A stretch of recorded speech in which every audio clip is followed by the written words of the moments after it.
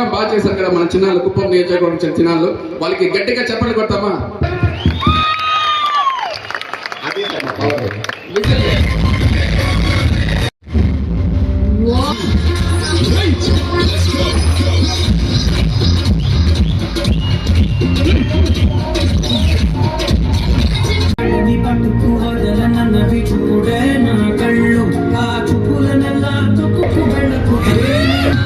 ఏం చేస్తున్నాను ఇంకా